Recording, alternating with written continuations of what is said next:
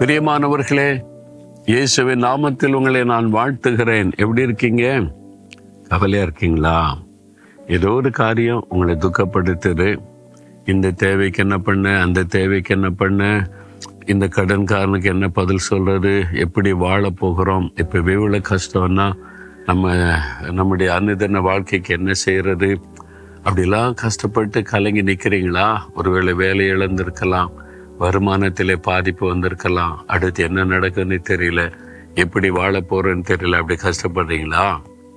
நீங்க மத்திய 6ஆம் அதிகாரத்தை வாசித்தீங்கன்னா இயேசு ஒரு காரியத்தை திரும்ப சொல்றா, கவலைப்படாருங்க என் பிள்ளைகளே. எதுக்கு கவலைப்படுறீங்க? சாப்பாட்டுக்கு என்ன பண்ண, உடைக்கு என்ன பண்ண, வாழ்க்கைக்கு என்ன பண்ண, நாளைக்கு தேவைக்கு என்ன பண்ண, கவலை வரும்ல. ஆகாயத்து பறவையை பாருங்க, அது ஏதாவது என்ன விதைக்குதா, அறுக்குதா, சேர்த்து வைக்குதா? தினமும் அதை உங்களுடைய பரமபிதா ஆகாரம் கொடுத்து பிழைப்புட்டுறாருல. இந்த பூவை பார்க்குறீங்களே, இது காட்டு புஷ்பம். இதுக்கு யாரும் தண்ணி ஊற்றுறதில்லை, இதுக்கு யாரும் உரம் போடுறதில்லை. நம்ம வீட்டில் பூக்கிற பூக்களுக்கெல்லாம் எவ்வளோ பராமரிப்பெல்லாம் செய்கிறோம்.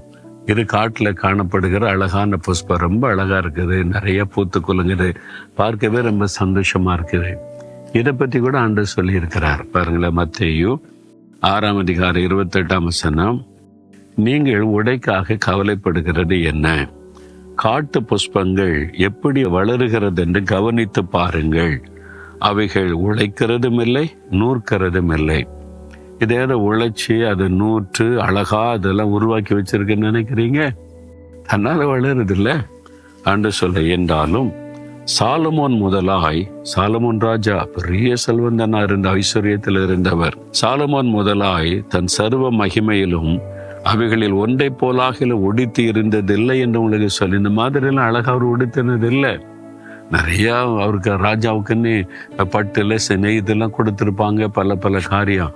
இது மாதிரிலாம் உடுத்தினது இல்லை சொல்லிட்டு, அற்ப விசுவாசிகளே, இன்றைக்கு இருந்து நாளைக்கு அடுப்பிலே போடப்படும் காட்டு புல்லுக்கு தேவன் இவ்விதமாய் உடுத்து வைத்தால் உங்களை உடுத்திப்பது அதிக நிச்சயம் அல்லவா? இதே ஆண்டவர் அழகா உடுத்து வைத்து அழகான பாருங்க, பார்க்கவே மன ரம்யமா இருக்குல்ல. இதுக்கு தண்ணி ஊத்துறது யாரு, உரம் போடுறது யாரு, இது களைப்பிடுங்கிறது யாரு? அது ஆண்டவர் அதை அழகாக நடத்தி இருக்கிறார்ல. ஆகையால் எண்ணத்தை உண்போம், எண்ணத்தை குடிப்போம், எண்ணத்தை உடுப்போம் என்று கவலைப்படாதிருங்கள். ஆண்டவர் எதுக்கு சொல்ல வர்றாருன்னா, கவலைப்படாதுங்க. எதுக்கு கவலைப்படுறீங்க? இந்த தேவை, அந்த தேவை, அதுக்கு என்ன பண்ண, இதுக்கு என்ன பண்ண. இது அழகா உடுத்து வைக்கிற தேவன் பாருங்க, என்ன அழகா அதை உருவாக்கி இருக்கிறார். ஒரு செடியின் மேல இவ்வளவு அக்கறை வச்ச தேவன், காலையில பூக்கமா மாலையில உதிர்ந்துருமா, அதையே இவ்வளவு அழகாக உடுத்து வைத்து பாதுகாக்கிறார்னா, உங்களுக்காகத்தானே சிலுவை சுமந்தார், உங்களுக்காக தானே ரத்தம் சிந்தினார், உங்கள்கிட்ட தானே விளையிற ஆத்தமா இருக்குது. உங்களுக்காக எவ்வளவு கரிசனையோடு அவர் பாதுகாத்து தேவைகளை சந்தித்து நடத்துவார். அதை விசுவாசிங்க. அதனால இப்பவே கவலை தூக்கி தூர போடுங்க. அதெல்லாம் கர்த்தர் பார்த்து கொள்ளுவார். ஆகாயத்து பறவைகளை போஷிக்கிறார், காட்டு புஷ்பத்தை உடுத்து வைக்கிறார். நம்ம குடும்பத்தை அவர் பார்த்து கொள்ளுவார். நம்ம செய்ய வேண்டியது கடினமா உழைப்போம், பிரயாசப்படுவோம், நம்முடைய கடமையை செய்வோம், மீதியெல்லாம் கர்த்தர் பார்த்து கொள்ளுவார். அதுக்கு சோம்பேறிகளுக்கு உதவி செய்ய மாட்டார். வேலைக்கு போக மாட்டேன், வீட்டிலே படுத்து கிடப்பேன், கர்த்தர் போஷிப்பார்னா போஷிக்கவும் மாட்டார், உடுத்து வைக்கவும் மாட்டார். நம்ம செய்ய வேண்டியதை செய்யணும், பிரயாசப்படணும். கையின் பிரயாசத்தை ஆசீர்வதிப்பார். வேலை செய்யுங்க, கடமையை நிறைவேற்றுங்க, சுறுசுறுப்பா இருங்க, கடினமா உழைங்க. அப்ப ஆண்டவர் போஷிப்பார், உடுத்து வைப்பார், தேவைகளை கவனித்துக் கொள்வார், ஒன்றும் குறைவுபடாது, அதெல்லாம் பார்த்து கொள்வார். பயப்படாதுங்க.